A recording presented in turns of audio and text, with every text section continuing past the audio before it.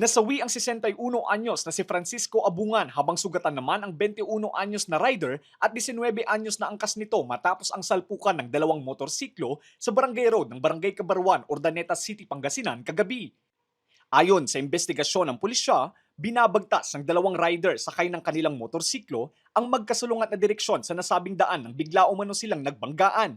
Lumalabas din sa investigasyon na nasa impluensya ng alak ang nasawing rider at parehong walang suot na helmet ang mga rider nang mangyari ang insidente. Pareho pong nasa gitna yung sasakyan. So ipinapaano po natin na sila po ay nagkaroon ng head-on collision na naging sanhi ng malakas na impact, kaya po yung driver ng color black na Euro na 61 years old ay sa kasabang palad po ay binawian ng buhay. Pareho silang hindi naka-helmet, kaya po yun yung dahilan kaya yung tama po nila ay sa ulo.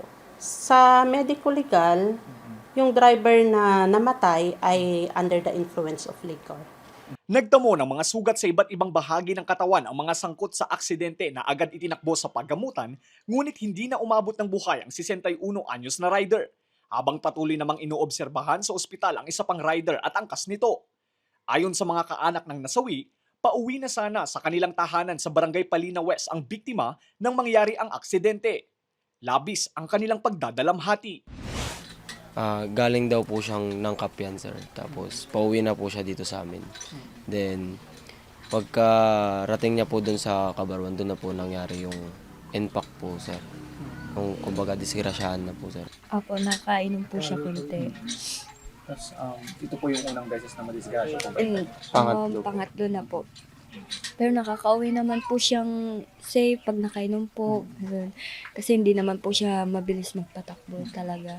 Dahan-dahan lang po para safe po talaga siya makauwi. Sobrang bait niya po. At wala din po akong Muli namang nagpaalala ang pulisya sa mga motorista na magdoble ingat sa pagmamaneho upang maiwasan ang ganitong uri ng aksidente. Patuloy po sana pag tayo po ay gumamit ng motorsiklo, magsuot po tayo ng helmet. Sana po mayroon din pong lisensya, hindi po nakainom, at sa gabi po magsuot po ng reflectorized vest. Kasi yung mga po is walang reflectorized vest, yun din po yung isang dahilan na nagiging sanhi ng aksidente po.